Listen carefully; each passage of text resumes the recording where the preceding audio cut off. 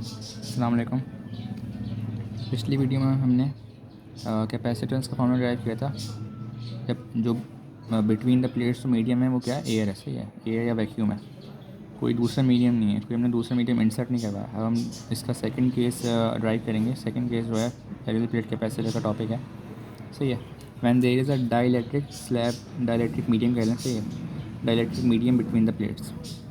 अब पहले तो डिस्कस कर लेते हैं कि डाइलेक्ट्रिक मीडियम होता क्या है। सही है, सर डाई डाई मतलब डाई वर्ड निकला टू से। सही है, डाई ट्राई वगैरह। सही है, तो डाई कहते हैं दो को।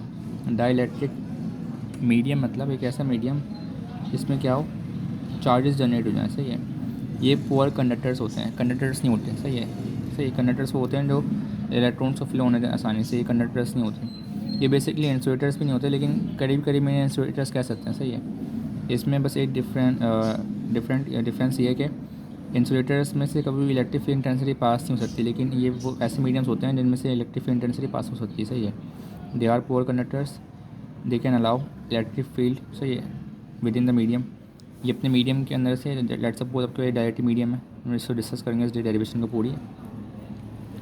तो ये अपने अंदर से electric field intensity, electric field को पास होने देते हैं। जबकि अगर इंसुलेटर्स की बात की जाए तो उनमें इलेक्ट्रिक फील्ड पास नहीं होती। मैं कोई ऐसा इंसुलेटर ले लूँ, लेट सपोज कोई वुड ले लूँ, कोई प्लास्टिक ले लूँ। सही है, तो उसमें से इलेक्ट्रिक फील्ड इंटेंसिटी पास नहीं हो पाएगी। लेकिन ऐसे मीडियम से जिसमें से इलेक्ट्रिक फील्ड इंटेंसिटी पास हो जाती है, मतलब इलेक्ट्रिक फील्ड पास होती है और चार्जेस जनरेट हो जाते हैं उस मीडियम में। सही है, वो कैसे होता है मैं उसको डिस्कस करते हैं। और सेकेंड इसकी जो कैरेक्टरिस्टिक पॉइंट है वो क्या है, पोलराइजेशन अकर्स। सही है, पोलराइजेशन वर्ड निकला है पोल से, मतलब पोल्स जनरेट हो जाते हैं। पोल्स दो किस्म के होते हैं, एक पॉजिटिव पोल और एक नेगेटिव पोल। तो ये जब इस मीडियम में से इलेक्ट्रिक फील्ड इंटेंसिटी पास, जब इस मीडियम में से इलेक्ट्रिक फील्ड लाइंस पास होती हैं तो क्या होते हैं, पोल्स जनरेट हो जाते हैं, पॉजिटिव पोल और नेगेटिव पोल। सही है, तो डाइलेक्ट्रिक मीडियम में एटम्स होंगे। अब एटम्स के बाद दो चार्ज होते हैं, एक पॉजिटिव चार्ज, एक नेगेटिव चार्ज।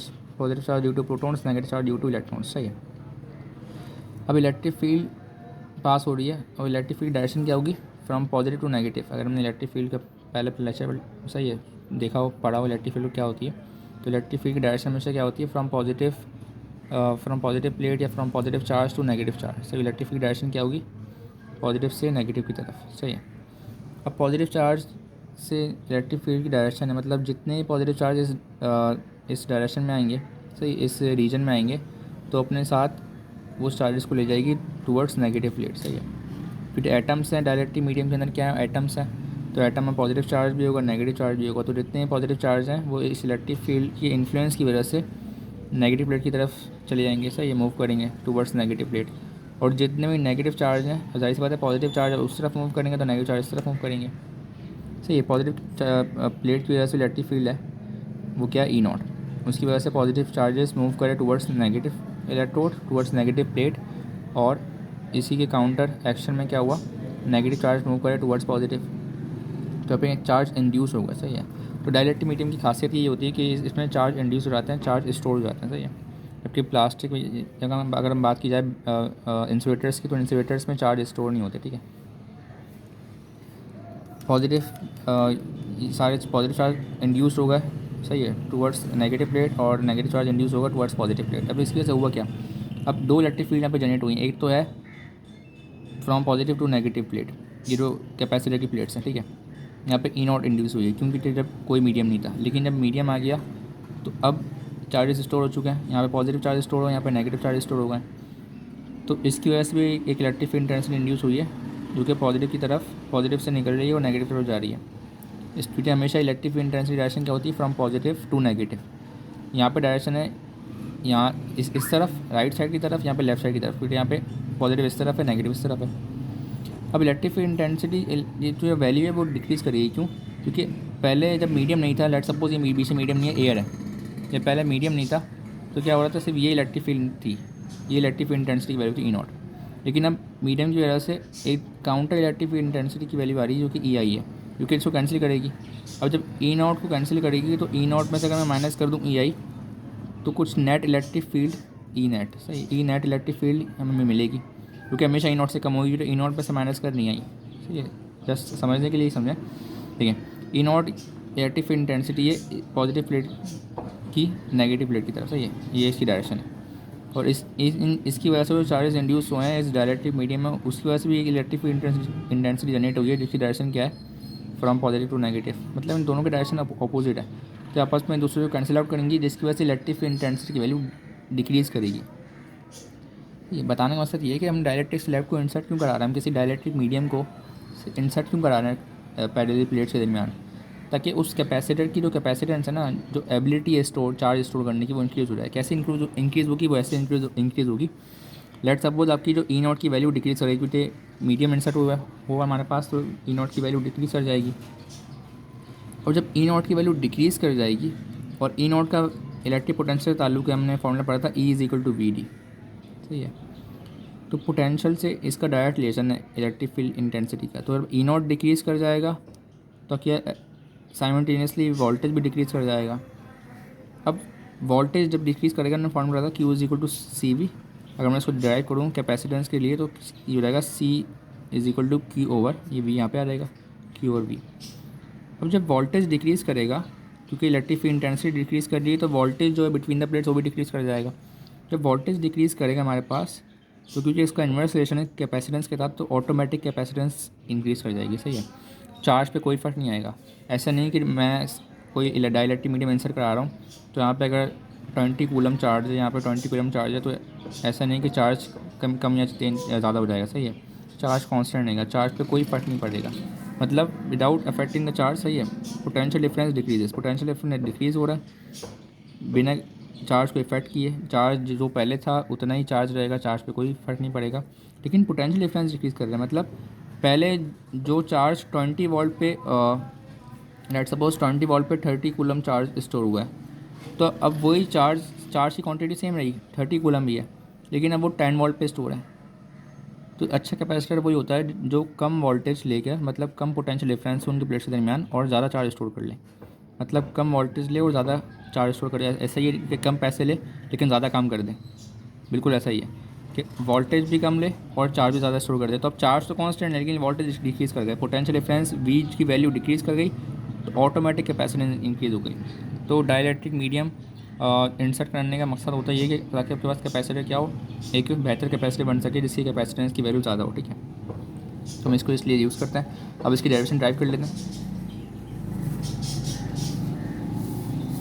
लेट सपोज दो प्लेट्स हैं आपके पास, हमने पहले भी डिस्कस किया था, एक पॉजिटिव प्लेट है, एक नेगेटिव प्लेट है।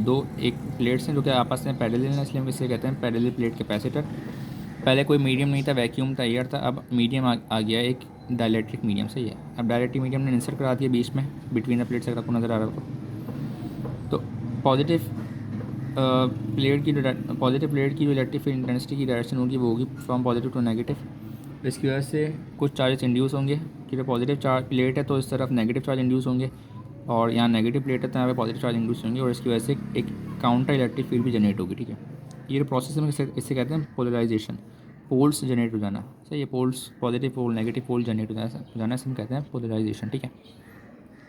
अच्छा जी, अब इसकी वजह से हुआ क्या हमारे पास, अब हम देखेंगे कि जब डाइलेक्ट्रिक मीडियम ने इंसर्ट कराया बिटवीन द प्लेट्स, तो उसकी वजह से हमारे पास इलेक्ट्रिक फील्ड इंटेंसिटी में क्या फ़र्क आया, सही। इलेक्ट्रिक फील्ड इंटेंसिटी की वैल्यू में क्या फ़र्क आया, वोल्टेज में क्या फ़र्क आया, और at the and ultimately capacitance में क्या फ़र्क आया कि कैपेसिटर की इंक्रीज़ होगी स्लैब कोई मीडियम इंसर्ट कराने की वजह से, डिक्रीज़ होगी, या क्या होगा, हम उसका फॉर्मूला ड्राइव करेंगे, सही है। अच्छा, तुमने पहले भी डिस्कस किया था कि जो इलेक्ट्रिक फील्ड इंटेंसिटी होती है ड्यू टू वन प्लेट, उसका फॉर्मूला होता है sigma over 2 epsilon not. Epsilon not मैंने अभी नहीं लिखा, सिर्फ लिखा है एप्सिलॉन, सही है। इसे कहते हैं एप्सिलॉन, स्पेलिंग होती है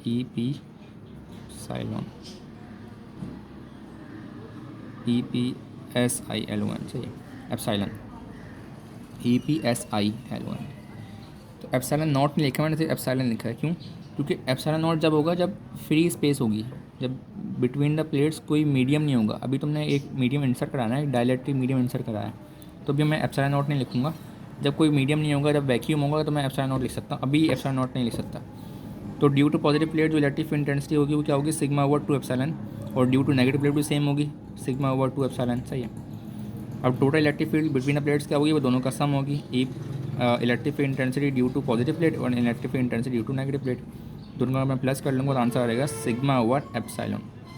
पहले जब हम फॉर्मूला ड्राइव करते थे, जब मीडियम कुछ भी नहीं था, एयर था, वैक्यूम था, तो उसमें एप्सिलॉन नॉट आया था फॉर्मूले में एट द एंड, यहाँ पे लेकिन एप्सिलॉन आ रहा है, ठीक है। अच्छा जी, अब यहाँ पे एक नई चीज़ इंट्रोड्यूस हुई है जिसे हम कहते हैं डायलेक्ट्रिक कांस्टेंट, या फिर इसे कह सकते हैं रिलेटिव परमिटिविटी। Relative permittivity. अच्छा, एप्सिलॉन हमें पता है, हमने यहाँ पे एप्सिलॉन नॉट क्यों लिखा, क्योंकि एप्सिलॉन नॉट क्या है, परमिटिविटी ऑफ फ्री स्पेस है, कि यहाँ पे फ्री स्पेस नहीं है, यहाँ पे एक डायलेक्ट्रिक मीडियम है। तो हम इसके लिए एप्सिलॉन वर्ड यूज़ करेंगे जो कि है permittivity of this dielectric medium, जो कि हमने आंसर कराई है उस डायलेक्ट्रिक मीडियम की क्या कितनी परमिटिविटी, कितनी परमिशन देगा वो, ठीक है, वो है। तो हम इस यहाँ पे लिख रहे हैं एप्सिलॉन।